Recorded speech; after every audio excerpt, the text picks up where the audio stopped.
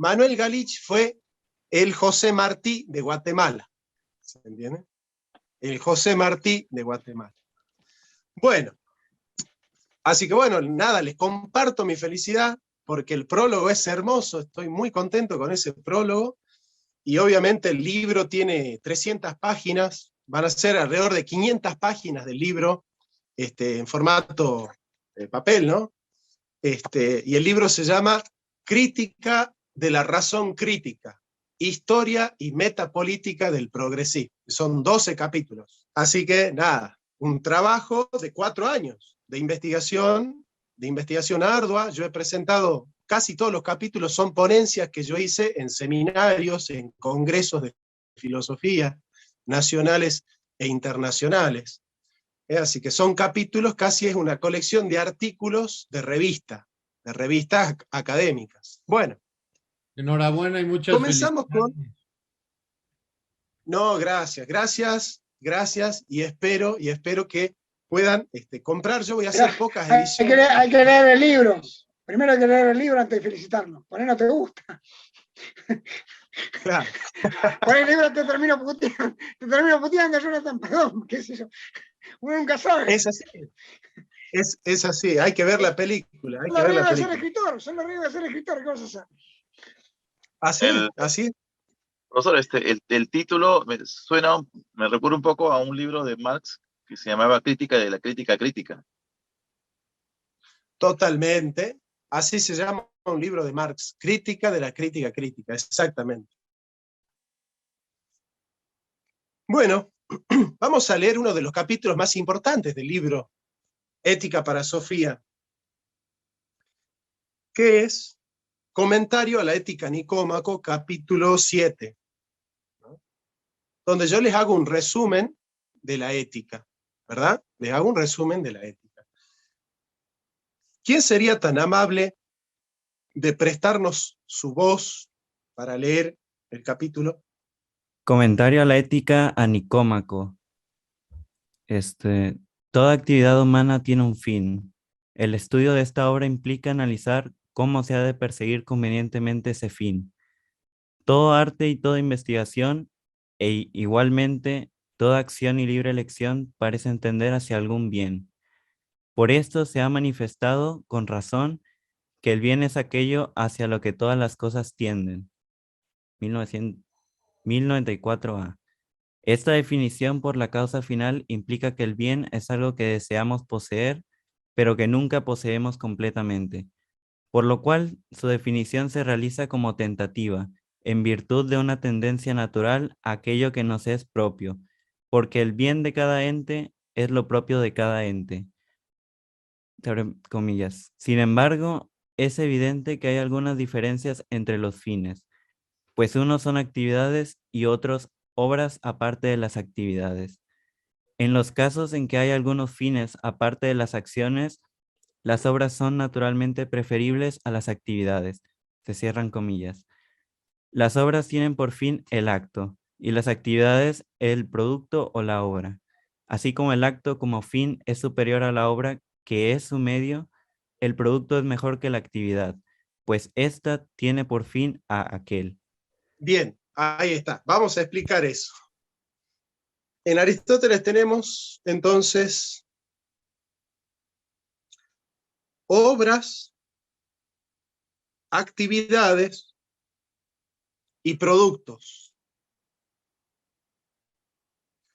Siguiendo el esquema de, ¿no es cierto?, la distinción entre ciencias prácticas, de la praxis, y ciencias productivas, de la poiesis. Pues bien,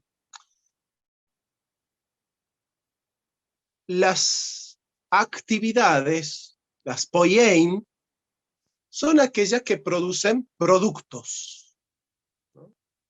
Producciones. Por ejemplo, la herrería produce la puerta, la ventana. La carpintería produce la mesa. Entonces la mesa es el producto y la carpintería es la actividad o la producción. ¿Me siguen? ¿Qué es superior ¿El producto o la producción? Eso se pregunta. El producto. La producción. Ah, bueno, ¿ven? Ya estamos debatiendo. Ya estamos debatiendo. Ah, la producción. Miren lo que dice Aristóteles. Dice, sin embargo, es evidente que hay algunas diferencias entre los fines, pues unos son actividades y otros obras, aparte de las actividades. En los casos en que hay algunos fines aparte de las acciones, las obras son naturalmente preferibles a las actividades. Las obras tienen por fin el acto. O sea, las obras son la praxis. Por ejemplo, las obras de caridad, todo obrar humano. Todo obrar humano en el sentido de las obras, los actos humanos. Y las actividades tienen por fin el producto. Por ejemplo, la actividad del carpintero, la mesa o la obra. Así como el acto como fin es superior a la obra, ¿qué más importante? ¿El hecho de estar dando o el hecho de haber recibido? De que el otro haya recibido lo que yo estoy dando. Siempre es superior el hecho consumado, ¿no? Siempre es superior el hecho consumado. La obra consumada es superior a la obra en proceso de ser consumada. Y así como el acto como fin es superior a la obra, que es un medio para el fin, el producto es mejor que la actividad, pues ésta tiene por fin a aquel. Entonces la mesa es superior a la actividad del carpintero, porque la actividad del carpintero está subsumida a la finalidad que es la mesa. La mesa es la actividad del carpintero, pero consumada. Qué grande que es Aristóteles. No está diciendo que la finalidad es superior a la actividad y que nosotros tenemos que juzgar la actividad por el fin y no el fin por la actividad. Yo les puedo dar un seminario de 8 meses sobre esta frase de Aristóteles. Yo podría explicarles años enteros solo esta frase de Aristóteles. ¿Por qué? Porque lo que nosotros tenemos hoy en día es una razón instrumental. A partir de Thomas Hobbes, en un libro que se llama El Leviatán, de Thomas Hobbes, él dice, las causas de la metafísica son 4. La causa material, la causa eficiente, la causa formal, la causa final. ¿Ustedes conocen las 4 causas de Aristóteles o desean que yo las desarrolle brevemente? Desarrolla. Veo a Claudia que la desarrolle. Bien. Vamos a poner, por ejemplo, un lapicito. Lapicito de madera. ¿Bien? Yo pregunto, quiero conocer el porqué del lápiz. La pregunta por el porqué es la pregunta por la causa. ¿Por qué es la causa? Y hay 4 porqués que dan motivo de la esencia del lápiz, que son las aitía, las proteaitía, las primeras causas. Entonces yo me pregunto, ¿de qué está hecho? Respondo, de madera. Entonces acabo de descubrir la causa material. Me pregunto, ¿quién hizo pasar la madera de árbol a ser madera en esta cosa? ¿Quién hizo que pase a estar este lapicito en potencia a ser madera en acto de lápiz? La causa eficiente. La causa eficiente es la que hace pasar una cosa de potencia a acto. Entonces, ¿quién es la causa eficiente de este lapicito? El carpintero. Bien, acabamos de descubrir la causa eficiente. ¿Y qué es esta madera? ¿Qué esencia tiene esta maderita? ¿Esta maderita es pura madera? No, es madera en forma de ¿qué? De lápiz. Entonces acabo de descubrir qué causa, la causa formal. la causa formal es la que me da noticia de la esencia de la cosa. O sea, mediante qué forma viene revestida la materia. Viene revestida de forma de lápiz, pero acá hay otra materia que está en la mesa. Entonces es madera, comparte la misma causa material, pero tiene distinta causa formal, porque aparece revestida bajo la forma de puerta, de mesa, de silla, de ropero, de guitarra. Y la pregunta de la causa final es, ¿para qué fue hecha? ¿Para qué fue hecho el lápiz? Para escribir. Entonces, el acto de escribir es superior al lápiz. ¿Por qué? Porque el lápiz se hizo en función de esa finalidad. O sea, el escribir toma al lápiz ya en su finalidad consumada. Entonces, siempre es superior el acto de querer a la voluntad misma, porque la voluntad está hecha para querer. Entonces, siempre la finalidad es superior a la actividad por la cual la finalidad se realiza. ¿Me entienden eso? Siempre la finalidad es superior al medio. El fin es superior al medio. Correcto. ¿Qué va a decir Thomas Hobbes? Él es el primero que va a decir que en filosofía hay que prescindir de las causas finales. Hay que prescindir del para qué son las cosas. ¿Por qué? Porque los para qué son totalmente subjetivos. Entonces, para vos, la mesa es para apoyar cosas, para mí la mesa es para sentarme. Y bueno, yo le quiero dar otra finalidad a la mesa.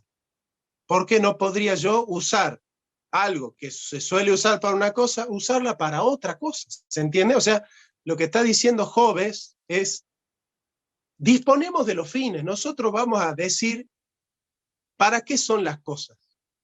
Esto es muy del progresismo. Decir, bueno, si nosotros queremos utilizar el útero para otra cosa que no sea para dar vida, y bueno, lo usaremos para matar. Entonces el progresismo siempre utiliza algo que fue hecho para una finalidad con otra finalidad. Con otra finalidad. Bien. A partir de ahí, la modernidad se va erigiendo en una, esto lo dicen Theodor Adorno y Max Horkheimer en un libro que se llama Dialéctica de la Ilustración. Un gran libro, que es una crítica a la pérdida de la causa final. Fíjense, es una crítica aristotélica la que hacen Theodor Adorno y Max Horkheimer. ¿Yo por qué les enseño esto? Porque hay gente que publica libros diciendo que la nueva izquierda nace con la escuela de Frankfurt. Pero si yo les estoy mostrando que el progresismo consiste en negar la causa final y la escuela de Frankfurt lo que está haciendo es denunciar la pérdida de la causa final con una denuncia que se remonta a Aristóteles, la escuela de Frankfurt no es progresista. De hecho, Walter Benjamin es un filósofo que critica al progresismo, y critican a la técnica, y critican la noción de progreso moderno. Son críticos del progresismo, los de la escuela de Frankfurt, sobre todo Theodor Adorno, Max Horkheimer, Jürgen Habermas, también un poco, y por supuesto Walter Benjamin. Lo que les quiero decir es, nosotros, para hacer un estudio serio de la sociedad, no podemos leer filosofía desde la superficie, repitiendo eslogans, haciendo análisis superficiales, análisis totalmente accidentales, accesorios, circunstanciales accidentales, ¿no? Nosotros tenemos para poder hacer una terapia correcta de los problemas, tenemos que hacer análisis serios. Y para hacer análisis serios tenemos que hacer lecturas serias de las cosas. Porque si no, bueno, está muy de moda eso, ¿no? Que alguien te dice, no, este es el enemigo, vos no lo tenés que leer porque estos son los enemigos. Y vos, antes de haberlo leído, ya decidiste que es el enemigo. No leíste ni un párrafo de esos autores. Pero hay un pichiruchi que tiene un canal de YouTube que, sin haber leído un centímetro de las obras, te dice que ese es el enemigo. Y bueno, y vos, como tenés que dar la batalla cultural, tenés que repetir que ese es el enemigo. Ahora, si se sienta alguien que sabe y te dice, che, pero a ver, ¿qué dice Marx? No, bueno, no, yo no, la verdad que no sé mucho. Pero ¿por qué decís que Marx es el enemigo? Y bueno, porque él defiende esto y defiende lo otro, y él... Así no funciona la batalla cultural. Los que dan la batalla cultural de ese modo tienen fecha de caducidad, porque no hacen lecturas serias de las cosas. Entonces, Augusto del Noche va a criticar esa idea de que en la modernidad proliferan los medios, pero hemos perdido los fines. Nosotros hoy tenemos medios para hacer de todo, medios para viajar, medios para comunicarnos, medios para asaltar, medios para robar, medios para calentarnos, medios para enfriarnos, medios para cocinar, medios para transportarnos, medios para esto, medios para lo otro, medios para entretenernos, medios para informarnos. Proliferan los medios. Estamos llenos de medios, pero hemos perdido los fines, porque no sabemos para qué. ¿Para qué me comunico? ¿Para qué amo? ¿Para qué cocino? ¿Para qué como? ¿Para qué me caliento? ¿Para qué me enfrío? ¿Para qué vivo? ¿Para qué viajo? ¿Para qué compro el celular? ¿Para qué tengo el televisor? ¿Para qué publico los libros? ¿Para qué hago esto? ¿Para qué hago lo otro? ¿Para qué voy a la misa? ¿Para qué hago todo lo que hago? Se han perdido los fines. Proliferamos en los medios, tenemos medios para hacer de todo, pero no sabemos qué hacer. Y no sabemos qué sentido tiene lo que estamos haciendo. Hemos perdido los fines. ¿Se dan cuenta? ¿Y qué está diciendo Aristóteles? Que si nosotros no conocemos los fines, lo que Heidegger va a llamar el sentido del ser, el sentido del ser. Si nosotros no conocemos el sentido de la cosa, no podemos usarla la cosa. Porque parte de comprender lo que es la cosa es saber para qué fue hecha la cosa. Por ejemplo, yo siempre le pongo este ejemplo a mis alumnos del colegio. Si mis alumnos llegan del recreo, entran a clase y me ven zapateando en la mesa,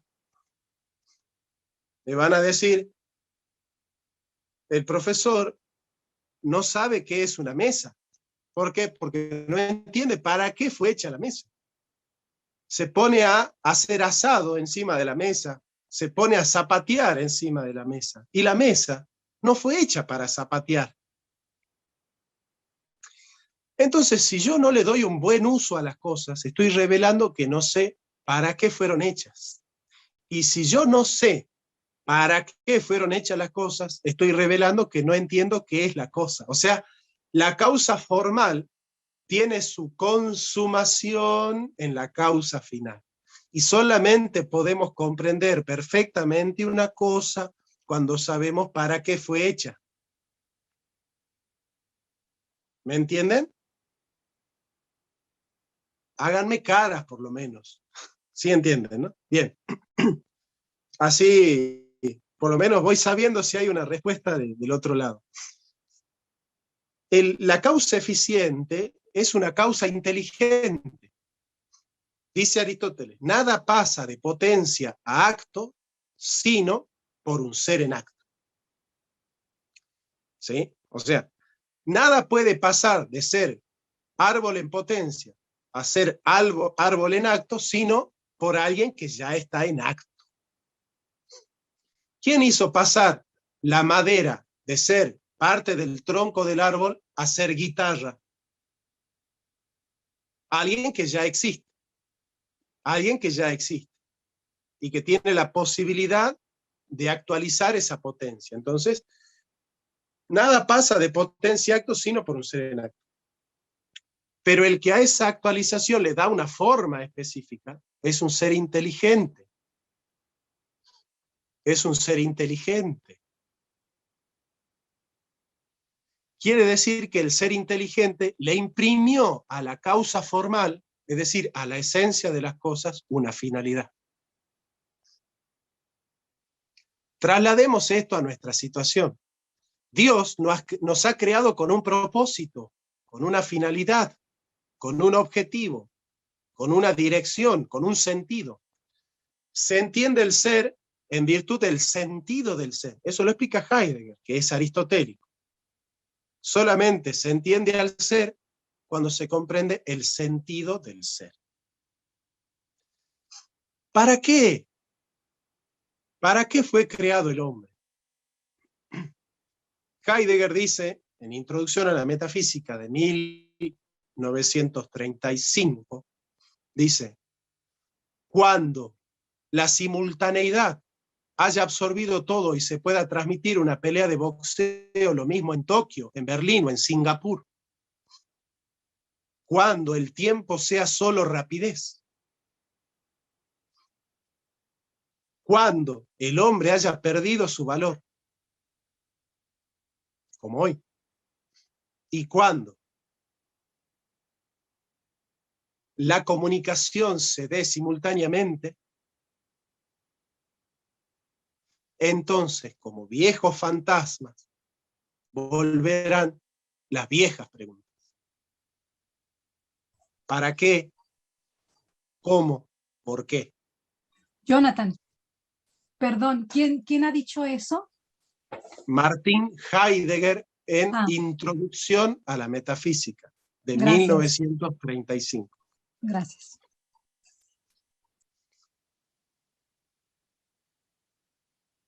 Heidegger se da cuenta que hemos perdido la causa final y que la tenemos que recuperar, porque si la causa final es la causa del sentido del ser, significa que los modernos viven sin sentido, que las cosas no tienen sentido. Esa es la modernidad líquida. Nada tiene sentido. ¿Qué sentido tiene la familia? Y bueno, se tiene por tener. ¿Y qué sentido tiene trabajar? Y se trabaja por trabajar. ¿Se entiende? ¿Y qué sentido tiene el amor? Y se ama por amar. ¿Y qué sentido tiene el comprar? Y se compra por comprar.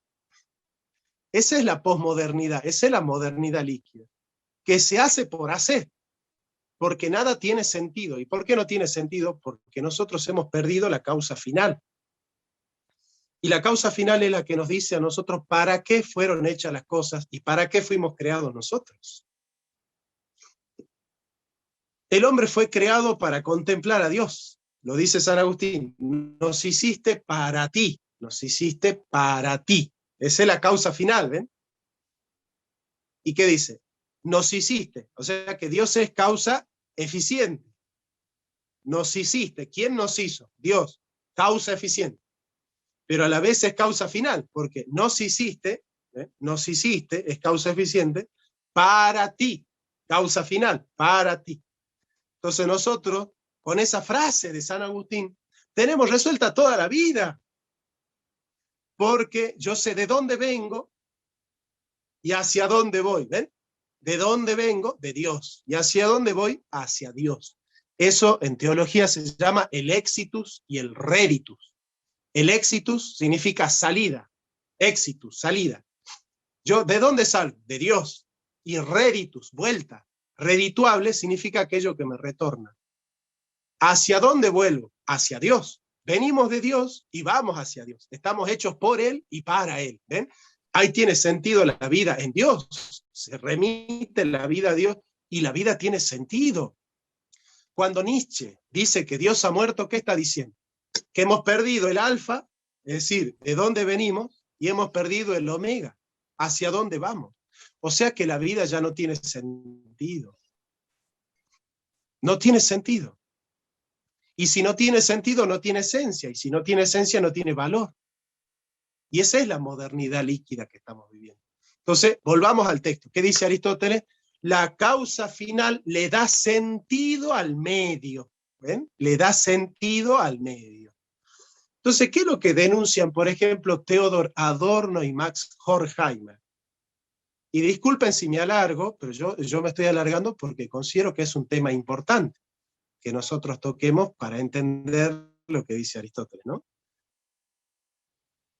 Miren la agudeza de Theodor Adorno, ¿no? Dicen, la razón instrumental consiste en que la modernidad utiliza la razón como medio para fines irracionales. Es genial, porque ¿qué es lo que pasa? Utiliza la razón para hacer la bomba. ¿Y para qué usa la bomba? Para el exterminio y el genocidio. Ese fin es irracional, ¿ven? Ese fin no es racional. Ese fin es irracional. Pero ¿cómo utilizan? ¿Cómo llegan a ese fin irracional? A través de la razón, porque el que no usa la razón no puede fabricar una bomba. ¿Se dan cuenta? Auschwitz es racional, pero es una razón instrumental, porque se utilizó la razón. A ver, Himmler, Göring, y todos los grandes ministros de Hitler, era gente muy racional. Hitler era un ser muy racional. Por supuesto que sí. Goebbels es un ser muy racional. Pero usaban la razón ¿para qué finalidad? Para matar gente. Ese fin es irracional, entonces esa es la razón instrumental. La razón ya no es el fin de las cosas, ya no hacemos las cosas por una razón razonable, sino que planteamos fines que son totalmente absurdos y para llegar a conseguir esos fines absurdos nos valemos de la razón. Esa es la razón instrumental, ¿se entiende? Después, Jürgen Habermas va a hablar en Ética del Discurso de la razón procedimental. La razón como un procedimiento formal para legalizar cualquier cosa. O sea que cualquier ley puede ser válida en función de que ha pasado por el proceso de deliberación racional en un congreso o en un parlamento. Y no importa el contenido, importa la forma, que es esa forma de la razón procedimental, que es una razón como medio para fines totalmente irracionales. ¿Me van siguiendo? Entonces, nosotros estamos ante la época del predominio de los medios por sobre los fines. Cuando nosotros decimos, por ejemplo, Marx dice, ¿qué importan los estragos si los frutos son placeres? No mató a miles de seres Tamerlán en su reinado. ¿Qué está diciendo? Que si la finalidad es el paraíso socialista, si para llegar a ese paraíso tenemos que matar a 20 millones de personas, y bueno, matamos a 20 millones. Esas son las frases del Marx antihumanista. Que los que me escucharon en el curso de ayer dicen, pero Marx es contradictorio, sí. Todo gran filósofo tiene sus grandes contradicciones. Y el que piensa en lo grande se equivoca a lo grande también. La única manera de no equivocarse nunca es no pensar nada y no hacer nada. Si no te querés equivocar nunca o tenés miedo de equivocarte, no hagas nada. No digas nada, no hagas nada, no pienses nada y no te vas a equivocar nunca. Bueno, pero en el predominio de los medios se plantea digamos, el fin justifica los medios. Entonces los medios predominan. Cualquier medio vale. Pero no saben por qué, porque el medio recibe su carácter en función del fin. Si yo no sé la finalidad que estoy buscando, no puedo escoger bien los medios. Vos te querés poner a hacer algo, una actividad, pero no sabés en qué consiste esa actividad y no conoces el resultado que debes tener en esa actividad. ¿Y cómo podés elegir los medios para obtener ese producto si no entendés bien el producto? ¿Se imaginan a alguien que se pone a escribir? ¿Qué estás escribiendo? ¿Un libro? ¿Y sobre qué? No sé, yo simplemente escribo. Y escribe, y escribe, y escribe.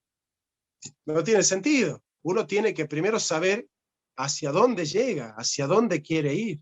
O por lo menos tener una hipótesis, un bosquejo. O que un carpintero comience a serruchar. ¿Y qué está haciendo? No sé, yo simplemente serrucho. No, Serrucha porque quiere llegar a construir una mesa, quiere llegar a hacer una puerta, pero ¿cómo él ha elegido dónde serruchar? Porque ya tiene la finalidad en su cabeza, ya tiene la mesa en su cabeza. Bueno, entonces si nosotros no tenemos primero los fines, ¿para qué fuimos creados? No vamos a poder vivir los medios, no vamos a poder escoger los medios para llegar a esos fines. Es por eso que es importante la especulación de los fines, saber hacia dónde vamos, hacia dónde. Vos siempre te tenés que preguntar, ya me sale el pastor evangélico, ¿no? Siempre te tenés que preguntar hacia dónde vas, cuál es la finalidad de la vida, cuál es el destino de la vida. Y en función de eso escoger los fines, los medios. Por ejemplo, yo tengo una amiga que me dice, yo quiero ser feliz y quiero ser una mujer libre, pero se pone de novia con parejas que son tipos totalmente psicópatas y traumados. Entonces le digo, pará, pero vos te pones una finalidad, pero escoges los medios que no te llevan a esa finalidad.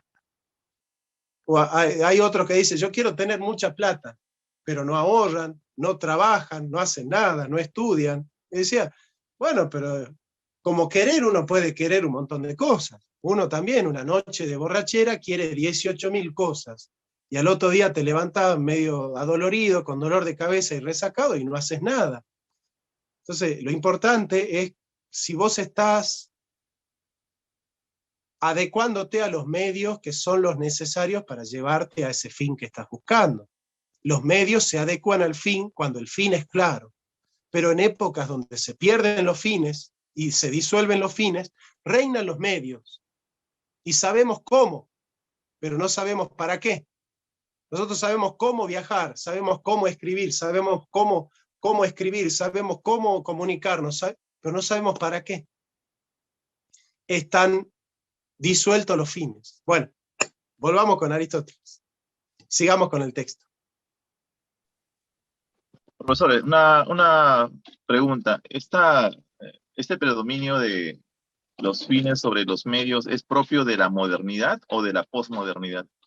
De las dos. De los dos, del predominio de los medios por sobre los fines, salvo en Hegel, en toda la modernidad y en toda la posmodernidad. Profesor, una pregunta. Sí. Nosotros, uno de nuestros fines como ser humano es preservar la vida, ¿no? No, es un medio para la felicidad. Ya. O sea, mi pregunta era, ¿qué pasa si nosotros a través de la técnica llegamos a descubrir alguna forma de preservar la vida casi eternamente? ¿Sería eso poco ético en virtud de que nosotros también somos seres mortales por naturaleza?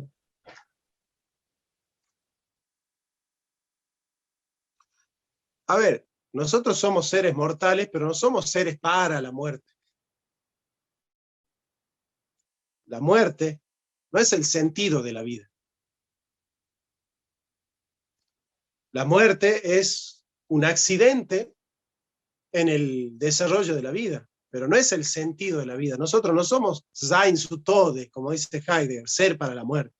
Nosotros somos ser para la vida. Estamos hechos para vivir, y por eso queremos vivir. Y por eso el conato de Spinoza consiste en que todo ser viviente quiere seguir viviendo.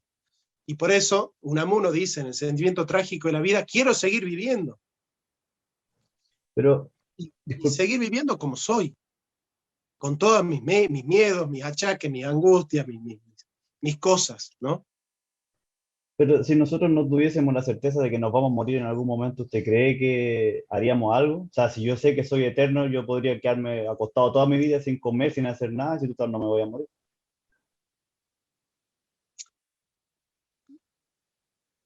No sé si sea posible esa eternidad en la cual el hombre no hace nada por conservarle a la vida, porque una de las características de la vida es la contingencia. Eso es algo metafísico, la vida no es necesaria. La vida es contingente. Por esencia es contingente. No es contingente por una fortuicidad de la conexión de los nucleótidos. No, o sea, es contingente la vida, es contingente. Bueno, avancemos con el texto. Vamos. Bien. Hay ciencias arquitectónicas que ordenan todos los medios hacia el fin. El fin de la medicina es la salud, el de la construcción naval, el navío, el de la estrategia, la victoria, el de la economía, la riqueza. En todas ellas los fines de las principales son preferibles a los de las subordinadas, ya que es con vistas a los primeros como se persiguen a los segundos. La ética es arquitectónica en cuanto que es la ciencia de los fines y del último fin del hombre, por lo que la ética es la ciencia práctica a la que deben ordenarse todas las acciones, actividades y ciencias. No hay esfera de la vida humana ni ciencia que pueda prescindir de la ciencia de los fines, porque todo fin relativo se ordena al fin absoluto. La ética forma parte de la política. El deseo sí tiene objeto, pero ese objeto nunca es absoluto ni plenamente alcanzado, ya que ningún ente contiene en sí todo el objeto de la felicidad del hombre, salvo Dios, que no es un ente ni puede ser saboreado en toda su plenitud en esta vida. Se abren comillas. Sí, pues, de las cosas que hacemos hay algún fin que queramos por sí mismo, y las demás cosas por causa de él. Y lo que elegimos no está determinado por otra cosa, pues así el proceso seguirá hasta el infinito, de suerte que el deseo sería vacío y vano. Es evidente que este fin será lo bueno y lo mejor. No es verdad, entonces, que el conocimiento de este bien tendrá un gran peso en nuestra vida y que, como aquellos que apuntan a un blanco, no alcanzaremos mejor lo que debemos alcanzar. Si es así, debemos intentar determinar, esquemáticamente al menos, cuál es este bien y a cuál de las ciencias o facultades pertenece. Parecería que ha de ser la suprema y directiva en sumo grado. Esta es manifiestamente la política. Cierran comillas. 1094 a 20. Se abren comillas. Aquello que debemos alcanzar, bueno, dice Aristóteles, porque la ética es la ciencia del deber ser. Todos tenemos un deber en esta vida. Ese deber ser no está disponible, sino que es natural. Nosotros elegimos los medios para alcanzarlo, que al final puede ser que hasta nos alejemos de él, pero nunca podremos despejarnos de ese blanco. Errar al blanco es posible porque ese blanco nunca desaparece. La determinación está, es esquemática, porque su contenido nunca es de suyo dado plenamente, ya que de la causa final solo tenemos dada la causa formal, ya que la entelequia es la perfección de la naturaleza. No tenemos nunca la perfección completa, la naturaleza, pero sí la naturaleza. Es muy curioso hoy en día leer a Aristóteles decir que la política es la ciencia más arquitectónica y noble en cuanto a los fines, ya que el oficio de la política se ha degradado últimamente por la corrupción y la demagogia. Pero la política como ciencia es la suma y directiva de las demás porque toda accionar y actividad humana debe estar orientada hacia el bien de la comunidad y de la ciudad, y es por eso que la política es parte de la ética. Bien, vamos hasta ahí. Eh,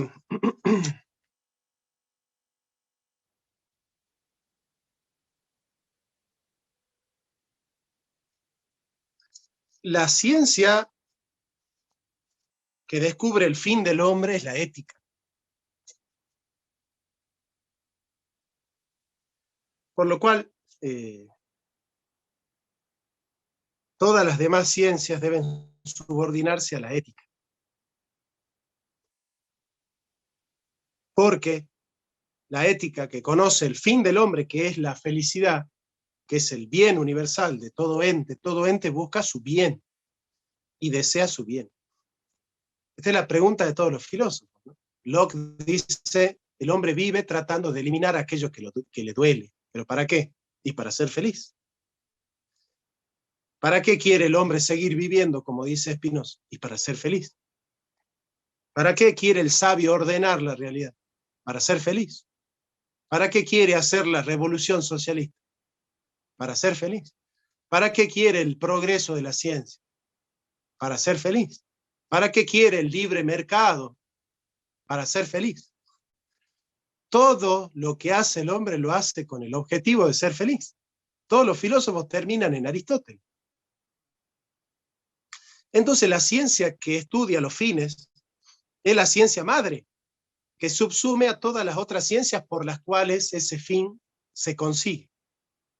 Entonces, la arquitectura, el arte, la medicina y todas las ciencias deben subordinarse a la ética.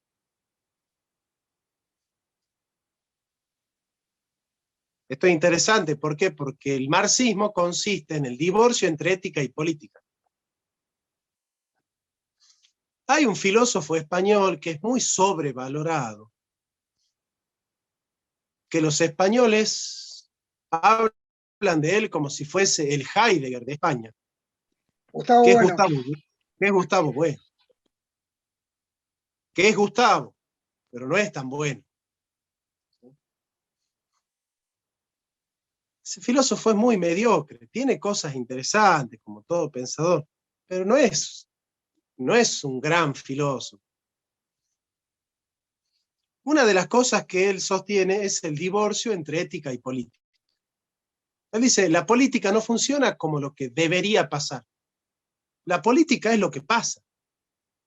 Entonces Gustavo Bueno, que entiende que fácticamente la política es lo que pasa, deduce que en la política solo debe pasar lo que pasa, y nada más que lo que pasa.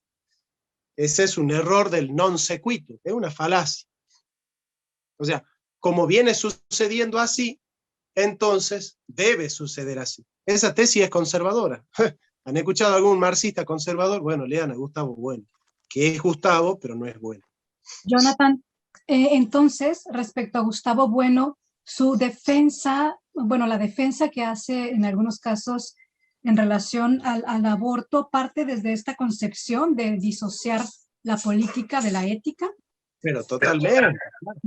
Yo he debatido hace un par de meses con uno de los discípulos de Gustavo Bueno, de los discípulos de primera línea, que se llama Santiago Armesilla.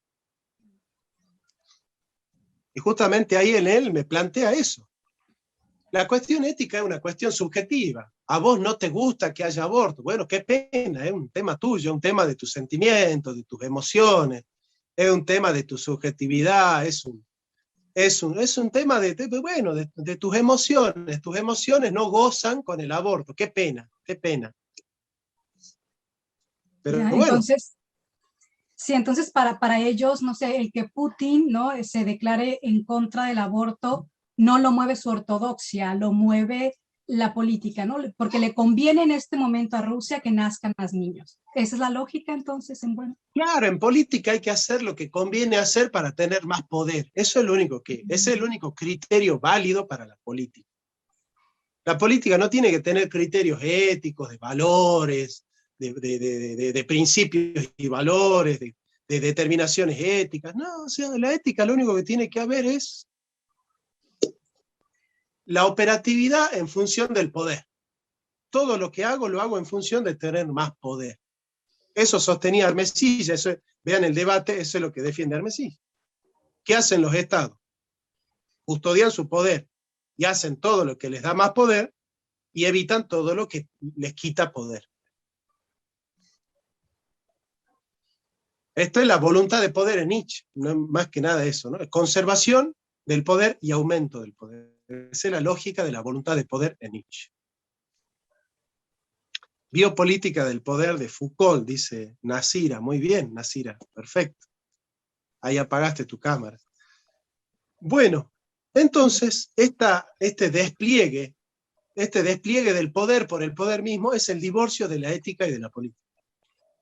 No hay marxismo, no el marxismo de Marx, porque el marxismo de Marx es ético, pero yo hablo del postmarxismo, de los marxistas que vinieron después de Marx, incluso el mismo Federico Engels.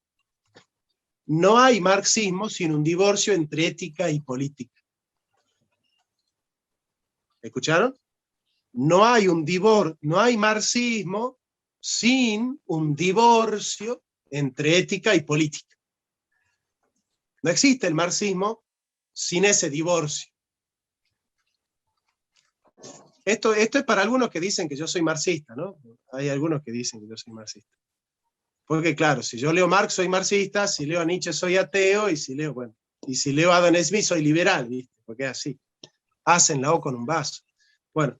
Perdón, Y después, profe, ¿y no se puede hablar de una nueva ética? Es decir, que ellos tengan una ética diferente, que era una duda que yo tengo, tipo, que yo lo ejemplifico así, si a un gato le salen alas, ¿sigue siendo un gato o no? Es decir, con todo esto que cambian los contenidos de las palabras, pero ya no representan lo viejo, sino que son nuevas cosas. No sé. yo entiendo perfecto, tu pregunta es una excelente pregunta, pero la respuesta es negativa porque ellos manifiestan, consciente, voluntaria y deliberadamente, dicen que el marxismo no tiene nada que ver con cuestiones morales. En todo caso, sería una ética relativista. No, a ver, vuelvo a repetir. Ellos están abiertamente en contra de los planteos éticos. Para ellos los planteos éticos son temas del individuo. Pero no hay una ética sin fin. O sea, esa ética pierde un fin. La ética de esa gente pierde un fin. O por lo menos un fin volcado hacia la trascendencia. Por eso son puramente modernos. Hagamos dos análisis distintos. Ustedes tienen razón que hay una ética. Aunque ellos no lo asuman, ellos tienen una ética, ¿verdad? Tienen reglas directrices, tienen algunos valores y disvalores, pues todo pensamiento valora y disvalora. Para todo pensamiento hay cosas que están bien y hay cosas que están mal. Hasta el asesino más grande del mundo puede ser buen padre. Hitler, por ejemplo, era buen padre y era totalmente romántico con su esposa. Y para Hitler era un horror que un marido sea violento con la mujer. ¿Ven? Ese es el valor que tiene Hitler. Entonces vos le preguntás a Hitler, pero no me hablen encima, pues. Entonces, por ejemplo, vos le preguntás a Hitler, ¿no? Y le decís, vos sos buena persona, y Hitler te dice, yo soy una hermosa persona. ¿Por qué? Porque amo a mi mujer. Después mato a 6 millones de judíos, no hay problema. ¿Se dan cuenta? Entonces, todo pensamiento tiene valores y disvalores. Entonces, ciertamente que hay una ética en el marxismo. Ahora, si ustedes les preguntan al marxismo, ¿ustedes desarrollaron una ética? No. No, porque a nosotros no nos interesan las cuestiones éticas, nos interesan las cuestiones políticas. ¿Se dan cuenta? Bien, sigamos con la clase. No hay liberalismo sin un divorcio entre ética y economía. Para Adam Smith, que es el padre del liberalismo, la pregunta no es cómo debe enriquecerse el ser humano éticamente, sino cómo se enriquecen las naciones, no cómo deben enriquecerse. Entonces Adam Smith está abiertamente en contra del planteo de Santo Tomás, que incluye la economía en la teología. Para Santo Tomás, la economía es parte de la teología. ¿Por qué? Porque para Santo Tomás hay precio justo y precio injusto. Hay acuerdo justo, acuerdo injusto. Hay contrato justo y contrato injusto. ¿Qué dicen los liberales? No hay contrato injusto, hay contrato. Si hay contrato ya no es injusto. Ese es el pensamiento liberal. Si es contrato, ya no es injusto. No hay posibilidad. Ustedes díganle a Maslatón, díganle a Axel Kaiser, díganle a cualquiera, a Gloria Álvarez, che, vamos a revisar si los contratos son justos. ¿Y qué te va a decir Gloria Álvarez? ¿Justos con respecto a qué? ¿Quién dice que es justo o que es injusto un contrato? ¿Con qué criterio vos podés decir que es justo o es injusto? Vos podés decir, es un contrato, listo. ¿Y qué acordaron? No importa. Si fue libre, es justo. No importa el contenido. Entonces no hay liberalismo sin un divorcio entre ética y economía. Y no hay posmodernidad sin un divorcio entre ética y estética. Porque el arte ya está divorciada del bien. Entonces de a poco vamos perdiendo el bien como fin de las cosas que nosotros hacemos, ¿no? ¿Dónde estamos? Estamos acá, ¿no?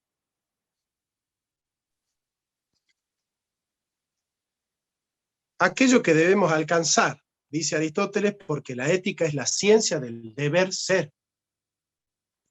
Todos tenemos un deber en esta vida. Ese deber no está disponible. Hay un libro que a mí me gusta mucho, de Viktor Frankl. Ese libro se llama En busca del sentido. ¿Y saben por qué es bueno ese libro? Porque él no dice construyendo el sentido, él no dice creando el sentido, él dice buscando el sentido. Al sentido de la vida a la vida no se le da sentido, a la vida se le encuentra sentido. ¿Sí? El hombre en búsqueda del sentido. ¿Se entiende? No es lo mismo darle sentido que buscarlo al sentido, ¿se entienden? Si yo digo que a la vida hay que darle sentido, es porque en sí mismo no lo tiene. En cambio, si yo digo que hay que encontrarlo al sentido, es porque lo tiene. Lo que pasa es que hay que saber cuál es. ¿Se entiende eso? Entonces, lo que está diciendo Aristóteles es, la vida tiene sentido en sí misma. Y es ese sentido, ¿qué significa sentido? ¿Hacia dónde va la vida? ¿Para dónde está hecha? ¿Hacia dónde se debe dirigir para dirigirse bien, para orientarse bien? Bueno, ese sentido, esa finalidad de la vida, es la que le da sentido a todo lo que hacemos nosotros. Puesto el fin, se ordenan todos los medios. Entonces, una vez que nosotros descubrimos el fin, podemos ordenar todos los medios. ¿Se entiende? Si yo no tengo el medio, ¿con qué puedo ordenar los medios? ¿Cómo se organizan los medios si no hay un fin? Si yo quiero ganar en la estrategia, tengo que ordenar el batallón en función de la victoria. Si yo quiero producir la mesa, tengo que organizar los cortes en función de la mesa. Si yo quiero un plato de guiso, o de lentejas, o de fideo, yo tengo que organizar los ingredientes en función del guiso, en función de los fideos, en función de las lentejas. Todo lo que se hace en función de los fines. Bueno, están entendiendo a Aristóteles, ¿no? Están entendiendo que Aristóteles es la ética de los fines, son ética teleológica, ética de la finalidad. Y es por eso que Aristóteles es el pensador de la causa final. Bueno, continuemos leyendo un poquito más. Bien. La política es la ciencia suprema del deber ser, porque todo bien es un bien orientado hacia los demás, y los demás, no en un sentido particular, sino general, son miembros de la polis. Vemos, además, que las facultades más estimadas le están subordinadas, como la estrategia, la economía, la retórica. Y puesto que la política se sirve de las demás ciencias y prescribe, además, qué se debe hacer y qué se debe evitar, el fin de ella incluirá el fin de las demás ciencias, de modo que constituirá el bien del hombre. La política incluye los bienes particulares de las demás ciencias. Es por eso que la prescripción ética y la política no se diferencian en cuanto al objeto material, que es el bien del hombre, sino en cuanto al objeto formal. La ética es una prescripción normativa y la política una prescripción legal. Por eso no hay que entender como estalinistas el dicho, la política todo lo prescribe, como si el fin justificara los medios. La política prescribe todo, porque ella misma es una ética ampliada que tiene por objetivo el bien humano y nunca la arbitrariedad de una voluntad soberana que podría mandar cualquier cosa. La política es una ética ampliada porque mientras la última busca el bien del individuo, la primera busca el bien de la comunidad toda, y es en virtud del individuo en comunidad que la ética tiene sentido. Bien, vamos a explicar una cosita ahí. Esto va en contra del liberalismo. ¿Qué dice el liberalismo? Plantean solamente los derechos individuales. Todos los liberales están preocupados por los derechos individuales. ¿Alguno conoce a usted de algún liberal que está preocupado por los derechos sociales? ¿Algún liberal está preocupado por los derechos sindicales del ser humano? ¿Por los derechos laborales? ¿Por los derechos al salario justo? ¿A las vacaciones pagas? ¿Por el derecho a la corporación? ¿Hay algún liberal que le interesen los derechos sociales? A los liberales les interesan tres derechos: vida, bienes y libertad. Lo desarrolla John Locke. Y de ahí todos los liberales repiten eso. Ustedes le hacen una entrevista a Milley, y Milley es un comentario, una nota al pie de página de los libros de Locke, ¿no? Vida, bienes y libertad. Vida, bienes y libertad. Son derechos individuales, no les interesan los derechos sociales. Ahora, ¿qué es lo que sucede? Es cierto que la sociedad, la comunidad está compuesta de individuos, pero voy a seguir la idea del sociólogo Emil Durkheim, que dice: la comunidad es una realidad sui generis. El todo es mayor que la suma de las partes. El todo es mayor que la suma de las partes. Porque la suma de las partes, por ejemplo, ¿no? Vamos a poner un ejemplo. ¿Esto qué es? Un libro, ¿no? Si yo este libro lo comienzo a cortar, lo corto, lo empiezo a destrozar por todos lados, y te doy todos los papelitos, y te doy todos los restos, ¿tenés lo mismo o tenés menos? ¿Ah? Menos. Y tenés menos. Ilegible. No, tenés menos. No, tenés menos. Tenés menos. A vos te da lo mismo si vos me pagás el libro, que yo te lo mande recortado, que te lo mande en pedacitos. Si vos tenés todo, ahí está el libro entero. Tenés menos. No, tenés menos. Tenés menos. Pero ahí está todo. Ahora, ¿qué es lo que hace que todos estos papelitos cobren sentido y vos podés pagar esto? Porque están organizados, porque hay una comunidad organizada. El individuo tiene valor en función de la comunidad organizada. Tiene valor en sí mismo. Pero despliega sus derechos en una comunidad organizada. ¿Se entiende? Es en función... Bueno, ahí Lizardo, ya sé lo que estás haciendo. Es en función de una comunidad organizada que tiene sentido la individualidad, porque el individuo nace de una comunidad, está hecho para la comunidad. El individuo no tiene sentido en sí mismo, ¿entienden?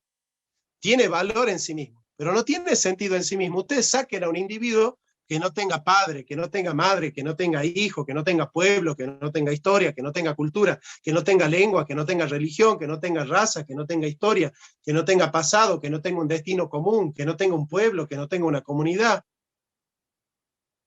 ¿Existe ese individuo? Es una entelequia, es una abstracción ese individuo. Por ejemplo, el Emilio de Rousseau. El Emilio de Rousseau no tiene padre, no tiene madre, no tiene historia, no tiene tradición, no tiene cultura, no tiene lengua. ¿Existe un individuo así? No existe. ¿Se entiende? Entonces, el individualismo no puede hacer política, porque el individuo viene de una comunidad y tiene sentido en una comunidad. Ahora, los marxistas hablan de derechos sociales, pero atacan los derechos individuales. El marxista ataca la propiedad privada, ataca la vida y ataca la libertad. Tampoco. Yo no estoy diciendo que sí a los derechos sociales, negando los individuales. ¿Qué hay que hacer? Aceptar los derechos individuales y también los derechos sociales. Entonces, vean de nuevo, vamos a salir de la dialéctica, ¿ven? Los liberales aceptan los derechos individuales, pero niegan los derechos sociales. Los socialistas aceptan los derechos sociales, pero niegan los derechos individuales. Nosotros somos de tercera posición. Entonces, ¿qué vamos a defender nosotros? Los derechos individuales y los derechos sociales, las dos cosas. La función social de la propiedad privada, la apertura del individuo a la comunidad organizada, las dos cosas. ¿Se dan cuenta? Esa es la superioridad que tiene la tercera posición con respecto al marxismo y al comunismo, porque vos le preguntás al liberalismo, ¿qué es el hombre? Un individuo. ¿Qué le preguntás al marxismo? ¿Qué es el hombre? Un engranaje de la comunidad. Le preguntás a la tercera posición, ¿qué es el hombre? Un individuo abierto a la comunidad, que surge de la comunidad y tiene sentido en la comunidad. Es un animal político, es un animal comunitario. ¿Se dan cuenta? En Aristóteles no pierde el individuo su resto individual, pero tiene sentido en función de la comunidad. No está disuelto en la comunidad como el marxismo, y no está replegado en la individualidad como el liberalismo. Entonces Aristóteles es el filósofo de la tercera posición. Lizardo. No, sí, me quedé con el tema de los fines, Jonathan, porque claro, ¿quién determina que un fin es bueno o malo? ¿Bajo qué parámetro determinamos eso? Porque, por ejemplo, vos pusiste el ejemplo de Hitler, ¿no? Decir, bueno, Hitler es irracional porque mató a tanta gente. Ahora, claro, si lo ves de la óptica de Hitler, para Hitler estaba haciendo un bien según sus términos ideológicos. Claro, desde una ética cristiana decís, es una barbaridad lo que hace Hitler, pero de la óptica ideológica del nacionalsocialismo, el tipo estaba haciendo un bien. Según él, estaba eliminando a la gente que estaba oprimiendo al pueblo alemán. Entonces, claro, ¿quién determina la bondad o la maldad del fin? Esa pregunta la vamos a desarrollar en el capítulo que viene, pero es muy buena pregunta. La finalidad tiene como sentido la causa formal. La causa formal. Porque el hombre tiene que actualizar las potencias de su naturaleza. Entonces, ¿tiene sentido la educación? Sí. ¿Por qué? Porque el hombre es un ser racional. ¿Tiene sentido la defensa de las dos vidas? Sí. ¿Por qué? Porque el hombre es un ser viviente.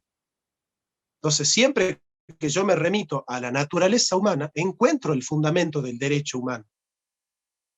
El derecho humano no es la arbitrariedad de una voluntad que subjetivamente propone el derecho. El derecho tiene como punto de partida la naturaleza del hombre, el despliegue de las potencias naturales con el fin de que el hombre pueda ser lo que es y serlo más plenamente si quiere. Y para eso necesita tener garantizadas todas las acciones y todos los derechos necesarios para que él pueda promover su crecimiento como hombre en el mundo sin obstáculos de terceros. Entonces no es arbitrario el derecho. El derecho, el contenido del derecho no es arbitrario. Tiene una reseña objetiva. Y esa reseña objetiva surge de la naturaleza humana. ¿Verdad? Pablo, querido, Pablo Axtubia. Te quería preguntar, no sé cómo hacer bien la pregunta, la verdad, pero yo me metí en el tema de filosofía a través del liberalismo. Y siguiéndolo a usted me he dado cuenta que el liberalismo se agota en un punto.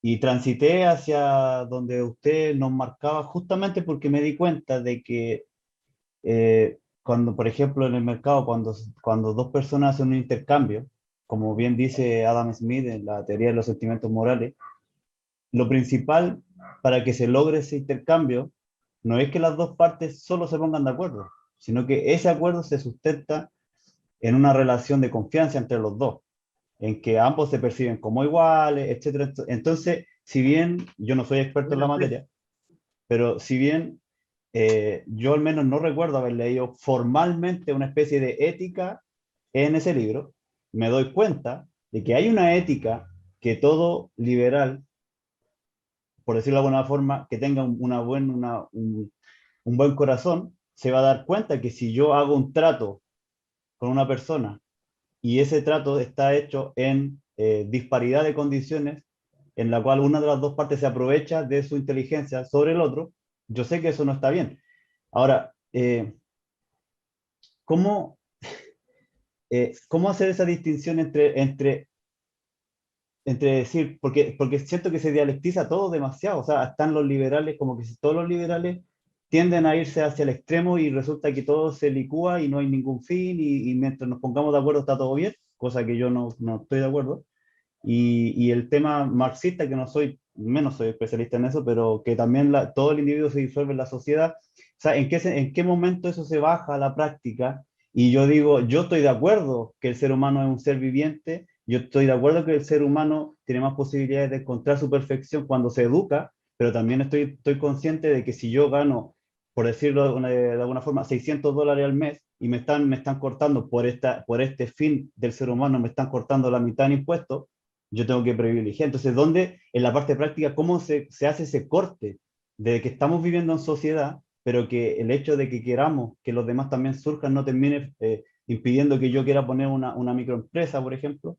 ¿Por qué? Porque resulta que vivo mejor de los impuestos de los demás. No sé si me expliqué un poco. Disculpe lo No, largo. no, o sea, vivir mejor que los demás no es inmoral.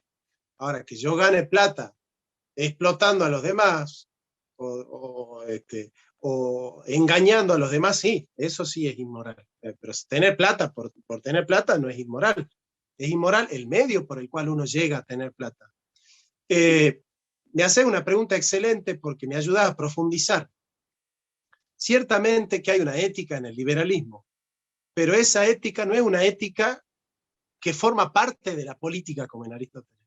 Entonces, ¿qué te va a decir el liberal? Y bueno, fue deshonesto, y bueno, qué mala suerte, qué mala suerte, qué mala persona. Bueno, será mala persona, ¿qué vamos a hacer? Che, pero lo podemos nosotros, ¿cómo podemos combatir eso? Y bueno, hay que predicar que la gente sea buena, que sean honestos, que sean justos. Como los seres humanos son buenos por naturaleza, dice Locke. Y bueno, hay que confiar en su buena intención, en su buena voluntad.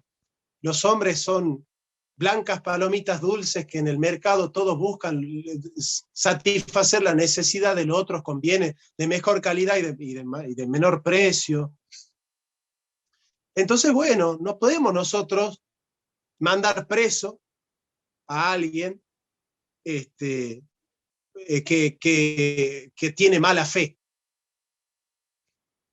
¿Qué liberal escribió un libro sobre cómo establecer leyes para que aquel que vaya a comerciar, que tiene mala fe, vaya preso? ¿Leíste alguno? Por ejemplo, hay Florencia Leguizamón que me dice, los liberales no plantean eso. ¿Qué liberal plantea que si vos te pones, si vos te pones de acuerdo con el otro, pero hay mala fe, tenés que ir preso? No sé si John Rawls era liberal, no estoy seguro. Pero en el libro Una teoría de la justicia aparece mucho, insisto, yo no soy nada especialista, entonces no sé cómo bajarlo, pero Yo dice mucho. No les pregunto lo que dice la ley. La ley sí condena los abusos. Pero yo estoy preguntando lo que dicen los liberales, no lo que dice la ley. ¿Se entiende? O sea, dentro de la filosofía liberal, eso está dado a la buena voluntad. No está dado al Código Penal. ¿Se entiende? No está dado al Código. El Estado, a través de la ley, no puede obligarte a tener buena fe y a que el contrato sea justo y que no dañes la integridad del otro. Y que, por ejemplo, ganes en detrimento del otro. Para los liberales, si vos haces un acuerdo económico donde uno gana y el otro pierde, eso no es delito. ¿O sí lo es? ¿Qué liberal plantea que es delito? Que uno gane y que el otro pierda en el contrato. Perdón, profe. Sí. Ellos dicen que los contratos no son así como juegos de suma cero, donde alguien gana y otro pierde, sino que es algo donde todos ganan.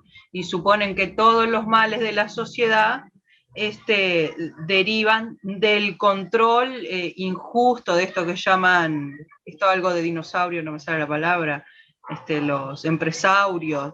O sea, que si se dejara en verdadera libertad el mercado y en verdadera igualdad de condición a todo el mundo, o sea, que el problema es que está siendo controlado el mercado, que nunca se vivió en un estado realmente liberal. No, sí, entiendo eso. Flor, entiendo. Ahora, vos me estás diciendo que los hombres librados a sus propios instintos y a su propio arbitrio y a su propia libertad no pueden generar nunca una sociedad injusta. ¿Así es? No, porque, o sea, la injusticia sería, o sea, no que no vayan a haber gente que tenga más y gente que tenga menos, pero sí que todos ganarían. Es decir, que como sucede en los estados liberales actualmente, como se comparan con Estados Unidos, donde el más pobre de Estados Unidos es más rico que el de clase media acá en Latinoamérica. No, algo claro, así. Está bien, pero ese es un análisis estadístico que tiene, todos los fenómenos económicos son multicausales. Yo no puedo decir, primero que es falso que Estados Unidos haya crecido con libre cambio. Todos los países que hoy se llaman liberales crecieron con intervencionismo estatal. Porque los países hoy desarrollados, todos tuvieron su revolución industrial, la mayoría tuvo su revolución industrial. Los demás se incorporaron a la revolución tecnocrática, al hipermercantilismo, etcétera, etcétera, ¿no es cierto? Pero en general tienen un resorte que es el puntal del desarrollo económico. Entonces es mentira que Inglaterra, Estados Unidos, Alemania, Francia se desarrollaron por el libre cambio. Hay que leer las tesis de Marcelo Gullo, cuando él explica históricamente cómo es que se han desarrollado esos países, se desarrollaron con un férreo intervencionismo estatal. Entonces, ¿cuál es el invento de los liberales? Que ellos, para progresar, utilizaron una receta y le venden a los países del tercer mundo otra receta. ¿Por qué Pero le venden perdón, otra receta? con ese concepto, entonces Argentina sería de primer mundo porque es hiperintervencionista. No, pero el intervencionismo estatal es necesario, pero no suficiente, porque hay que ver cómo intervenir y para qué intervenir. Aparte, cuando la Argentina intervino desarrollando un proteccionismo económico para hacer una revolución industrial, en la época del peronismo, los liberales hicieron un golpe de Estado y asaltaron la Argentina, y a través de la embajada norteamericana e inglesa proscribieron al peronismo. Entonces, ¿Qué liberales argentinos? No hay liberales argentinos prácticamente, hay muy pocos. Sí, bueno, si vos me decís que Inglaterra es liberal y que Estados Unidos es liberal y que el criterio de esos países es el liberalismo, esos países intervinieron para invadir a la Argentina en 1955 y, por ejemplo, proscribir al peronismo, ¿no es cierto? Y justamente hicieron un golpe de Estado en la Argentina. Bueno, ya después siempre vienen, porque estas cosas, como son tan utópicas, el liberalismo y el marxismo, como son tan utópicas, siempre van a escuchar a marxistas que te van a decir, bueno, pero esos no eran marxistas, ¿no? Y a los liberales te van a decir, bueno, esos no eran liberales. Y va a decir, bueno, pero ¿qué gobierno fue liberal como vos pensáis? Bueno, ninguno. Bueno, entonces es una utopía. Si ningún gobierno fue liberal, es porque el liberalismo es irrealizable. Si ningún gobierno fue marxista, es porque el marxismo es irrealizable, porque son ideologías. El problema de las ideologías es que nadie las aplica. Y si vos te pones a estudiar seriamente los países que son liberales, ninguno es liberal. Todos intervienen en la economía. No existe eso de la competencia perfecta. ¿Por qué?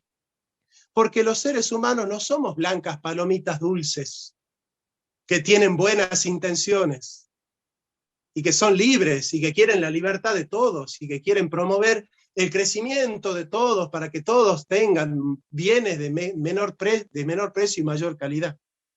Hay una cosa que los liberales han negado toda la vida, que es el pecado original. El hombre tiende al egoísmo por naturaleza porque tiene pecado original en su naturaleza. Entonces el hombre no es un ser solidario, un ser que amablemente quiere brindar a los otros bienes de mayor calidad y menor precio, no. El hombre es un ser que, si puede hacer el producto de la peor manera y venderlo de la mejor manera, lo va a hacer. Y si puede ganar más en detrimento del otro, lo va a hacer, porque forma parte de la naturaleza humana el egoísmo. El hombre no es una blanca palomita dulce. ¿Se entiende? Pero tampoco es algo tan negativo, o sea, no, es como que no. A ver, Nico, profe, ¿puedo decir algo? Jonathan, Yoyo y Nico llevan muchos minutos con la mano levantada. Primero Nico y luego Yoyo. Vamos, Claro.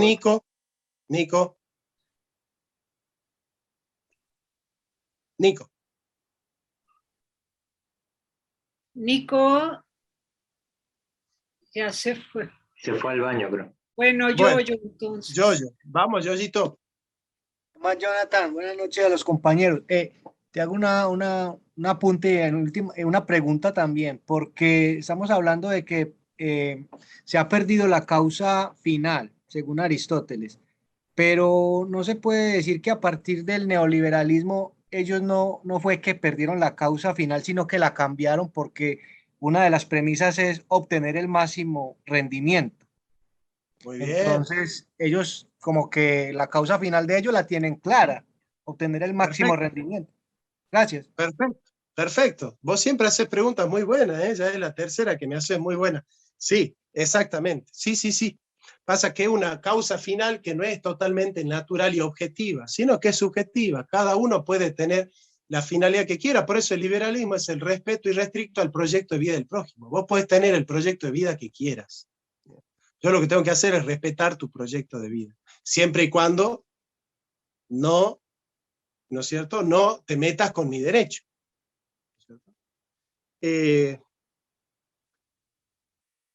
Por eso el liberalismo no es realista, porque no parte de la realidad del hombre. No lo estudia el hombre concreto en su realidad. Si hay uno en el mercado que tiene mala intención, si hay uno en el mercado que tiene inclinación al egoísmo, desvirtúa todo el mercado. Porque si ese uno que tiene respaldo económico, por ejemplo, ¿no? Yo tengo $1.000 millones en el banco. Yo tengo una empresa de cartuchos. A mí me cuestan los cartuchos 100 pesos. Y yo los vendo a 30 pesos. ¿Por qué los vendo a 30 pesos? Y bueno, porque yo quiero dejar fuera de competencia a todos los otros, que también producen cartuchos a 100 pesos y los venden a 150 pesos. Yo los vendo a 30 pesos. Entonces dejo afuera del mercado a todos los otros que venden cartuchos a 150 pesos. ¿Por qué lo hago? Porque yo quiero competir. ¿Es de buena fe eso? Y ustedes saben que muchas empresas funcionan así, que están vendiendo sus productos a menos del costo de producción para dejar a las otras empresas fuera de competencia porque tienen respaldo económico. Eso se llama la doctrina de la externalización de los precios, la externalización de los costos. ¿Y por qué hacen eso? Y porque son ávaros, porque son desleales, deshonestos, mezquinos y mentirosos. ¿Y por qué lo hacen? Porque la naturaleza humana tiene esa inclinación. Evidentemente no todos los hombres son así, pero con que haya uno que sea así, el liberalismo ya no funciona. Porque el liberalismo necesita blancas palomitas dulces que están en el mercado para hacerse el bien todos juntos. Si hay uno que genera con esa actividad del libre un monopolio, y de ese monopolio un oligopolio, por ejemplo acá en Salta, y en todas las provincias de la Argentina, ¿saben cuántos servidores de agua tenemos nosotros? ¿Cuántas empresas que nos brindan agua tenemos nosotros?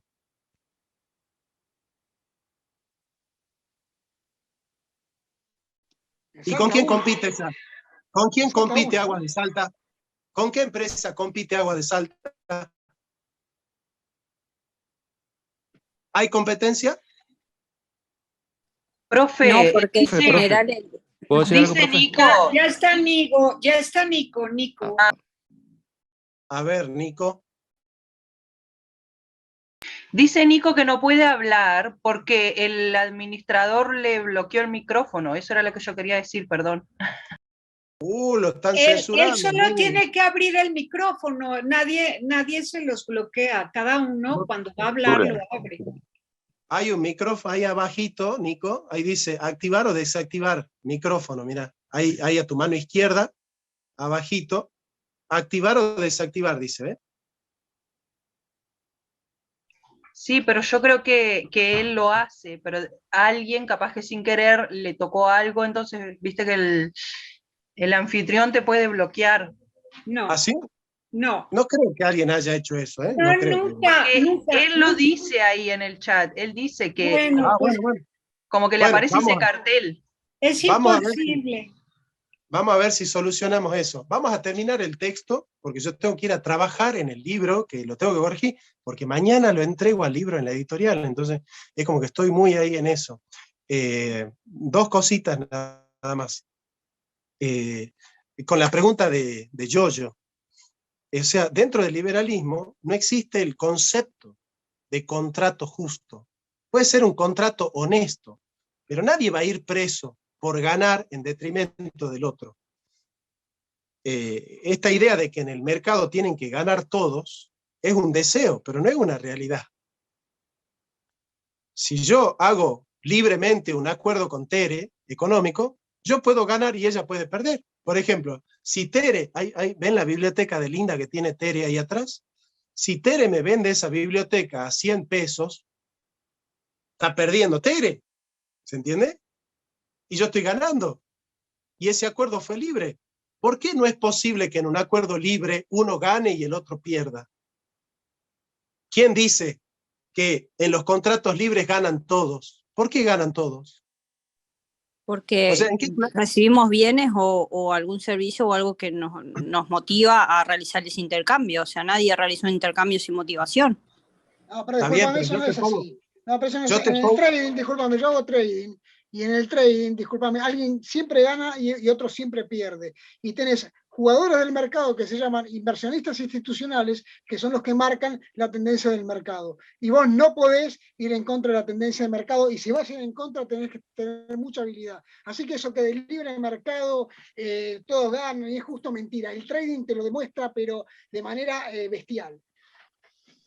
El trading no es un contrato, el trading es timba. Es un contrato de compra y venta, ¿cómo que no? No, no lo es. Sí, ¿cómo que no? Pero ¿cómo que no? Es una bueno, a ver, de voluntad no, y en caso de que lo sea, contenido patrimonial.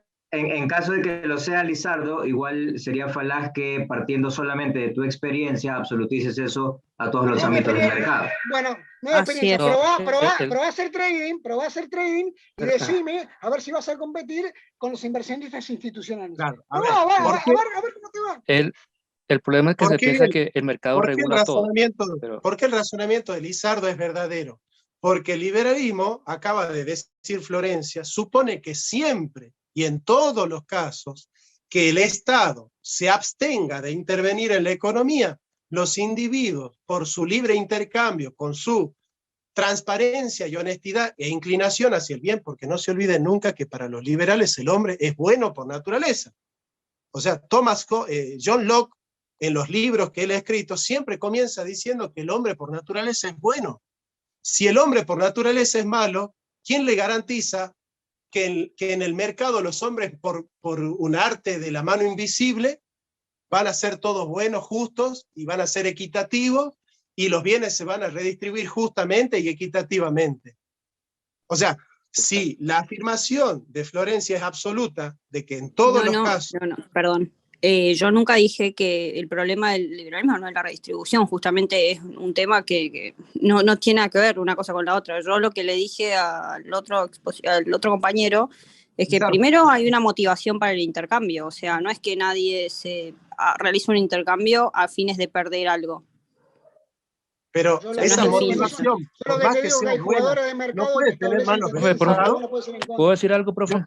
Yo puedo tener una buena intención y tener malos resultados. Por ejemplo, y esto es lo que desarrolló el ministro Borda en Argentina en la ley Lerdo, que debes conocer, 12.746. Dice, puede existir el caso, por ejemplo, ahí la veo a Tere, ¿no? Tere está pasando por mucho hambre, tiene hambre, no tiene qué comer. Entonces ella, con tal de comer un plato de mazamorra, es capaz de venderme su biblioteca a 100 pesos. ¿No es cierto? Bien. Yo me estoy aprovechando de esa situación de necesidad de Tere y le estoy comprando su biblioteca a 100 pesos. Yo estoy, dice el ministro Borda, yo estoy lesionando su integridad económica. ¿Por qué? Porque ese bien no sale 100 pesos. Y Tere, en el intercambio, está perdiendo. Entonces, según Florencia, ¿qué dice el liberal?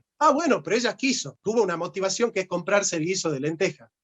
Por lo tanto, entonces, ese acuerdo no es injusto. Entonces, ¿qué dice el ministro Borda? Dice, Jonathan está lesionando la integridad económica de Tere, ese acuerdo es injusto porque Jonathan está ganando, Tere está perdiendo. Pero es absurdo pensar que en los acuerdos no existe la posibilidad de que alguien gana y el otro pierda. Vos podés perder, podés hacer un mal acuerdo, podés por ignorancia, por un montón por necesidad. Sí, bueno, vamos terminando, Tere. Yo quiero decir algo, y es que en estos malísimos acuerdos tan injustos, por ejemplo, le arrebatan la tierra a toda una comunidad y les ofrecen a cambio ponerles una escuelita. Así de tramposos son, o llevar una camioneta cada 15 días con un doctor, un médico que les va a vacunar o que les va a dar medicinas. O sea, son puros engaños y abusos en contra de los más necesitados. Y se las dan de buenos, ¿no? Se las dan baños de pureza diciendo que hacen mucho bien a la humanidad, sacándolos de su pobreza al ponerles un hospitalito, una escuelita, y a cambio de eso les quitan su vida, su tierra, su cultura, su fuente de ingresos, todo. Horrible. Son unos abusivos. Y le llaman filantropía, devuelven el 2% de lo que arrebatan. Horrible. Bueno, pero ¿sabes lo que pasa ahí de fondo? Que como el liberal romantiza el mercado y sataniza al Estado, porque el liberal te va a decir, todo lo bueno está en el mercado, todo lo malo está en el Estado. Entonces, si hay un mal en la sociedad, es causa del Estado seguro. Y si hay un bien en la sociedad, es causa del mercado seguro. ¿Qué va a decir el marxista? Todos los bienes están en el Estado y todos los males están en el mercado. Lo que hay que hacer es regular al mercado para que los intercambios no sean libres, el Estado tiene que controlar todos los resortes de la economía y vamos a llegar a la sociedad feliz e igualitaria. ¿Saben cuál es el problema de las ideologías? Que es mentira que el mercado sea bueno y el Estado sea malo, y es mentira que el Estado sea bueno y el mercado sea malo. Lo que hay que ser es realista, hay que salir de las ideologías que a priori resuelven, acá está el bien, acá está el mal, estos son los buenos, estos son los malos. La causa del mal es esto, la causa del bien es esto. No, es más compleja la realidad. Entonces, ¿qué hace un pensamiento realista? Dice, ¿dónde hay que intervenir? ¿Dónde hay que regular? ¿Dónde hay que desregular? ¿Dónde hay que fortalecer el mercado? ¿Dónde hay que intervenir y generar proteccionismo? Eso es lo que hizo Estados Unidos. Estudien la historia. Eso es lo que hizo Inglaterra. Inglaterra prohibió el ingreso de mercancías alemanas a Inglaterra. ¿Para qué? Para proteger su industria nacional. Si los ingleses no tenían una industria fuerte, no podían ser tan competitivos. Y si no eran competitivos, en los términos de intercambio, ¿qué vale más? ¿Una parva de trigo o un producto manufacturado? En el intercambio, ¿qué es más importante? ¿Un país que produce manufacturas o un país que exporta granos y trigo? Porque la manufactura tiene valor agregado. Entonces, en el intercambio siempre vale más el producto industrial. Entonces, Inglaterra, como sabía eso, le vendió la ideología a Latinoamérica de que Latinoamérica no tenía que industrializarse, porque para industrializarse tiene que intervenir en la economía. Y no intervengas en la economía. ¿Qué le está diciendo? No te industrialices. ¿Para qué? Para que vos exportes vaquitas y nosotros te vendamos los ferrocarriles. Entonces Inglaterra, para generar su desarrollo económico, hizo un férreo proteccionismo estatal. Inglaterra nunca se desarrolló con libre cambio, porque tuvo que proteger sus industrias. Y para protegerla tuvo que poner gravámenes impositivos en aquellos productos que querían ingresar de Francia y que podían competir con la industria inglesa. Esa es la historia, eso es lo que sucedió. Ahora, si después por una ideología yo digo, no, los países se desarrollaron con libre cambio y son desarrollados porque fueron libres, la historia es al revés. Son libres porque se desarrollaron. Y no se desarrollaron por ser libres, se desarrollaron por explotar a las colonias, por saquear a las colonias, porque no se explica el desarrollo económico de los países centrales de Europa sin las colonias. Explíquenme el desarrollo económico de Francia sin Argelia. Explíquenme el desarrollo económico de Inglaterra sin las invasiones a Latinoamérica, sin las estafas a Latinoamérica, sin las invasiones inglesas de 1806 y de 1807, y sin las invasiones anglo-francesas de 1839. Hay que partir, hay que leer la historia. El problema es que para los liberales todo se resuelve en la economía. No hay que leer historia, no hay que saber historia. Pero ¿qué dice la historia? Que Inglaterra se desarrolló porque tuvo colonias y neocolonias. Sáquenle las colonias a Inglaterra. Sáquenle las colonias a Estados Unidos. Sáquenle las Islas Malvinas a los británicos. Sáquenle las colonias que tuvo Holanda en África. Sáquenle las colonias que tuvo España en América. Y traten de explicar el desarrollo económico de esos países sin las colonias. Entonces, La historia es muy compleja, no, el problema es el Estado. Entonces ya, si el Estado ya desaparece y todos los individuos comercian libremente, todo vamos a llevar al progreso y al desarrollo. No, porque van a surgir algunos países que van a querer conquistar a otros, porque es así. Porque los hombres librados a sus propios instintos no son blancas palomitas dulces. No sé qué clase de antropología puede legitimar que en el mercado todos los hombres vamos a ser libres y vamos a tener buena fe. No sé con qué antropología se puede justificar eso. Hoy, en filosofía, ningún antropólogo sostiene eso. No se puede sostener que las inclinaciones del hombre son buenas y son transparentes y los hombres todos somos honestos y justos. No, en los hombres hay mezquindad, hay egoísmo, pero miren a los hombres, o sea, vean la realidad, mira a tu vecino, mira al kiosquero de la esquina, mira al banquero, el dueño del negocio, mira cómo son, mira cómo se comportan.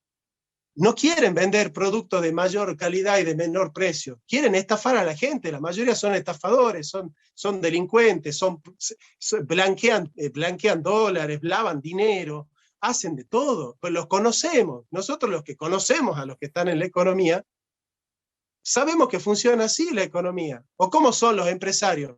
Los empresarios son filántropos, son amantes de la humanidad, son gente que ama al pueblo, que ama a la patria, que ama... Vamos, seamos realistas. Hay que partir de la realidad, de cómo es el hombre en realidad. Bueno, vamos a terminar, porque yo tengo que terminar el libro, les prometo que esto sigue, ya la clase que viene podemos hablar 3 horas si quieren, no hay problema. ¿Ah? Así que bueno, gracias por todo. Fue linda la clase, la aproveché mucho. Profe, Sí, Bueno, después seguimos. Profe, déjeme dejar una pregunta para la siguiente, plantear lo que César Vidal dice que esto de izquierda-derecha era una dicotomía del siglo pasado, que actualmente la guerra está entre los o patriotas, sí, patriotas y globalistas. Digo, Estoy no de sé. acuerdo. Estoy de acuerdo con César Vidal, 100%. Amén. Por eso yo siempre digo que hay que salir de la dicotomía entre izquierda y derecha. Estoy totalmente de acuerdo. Y lo dijo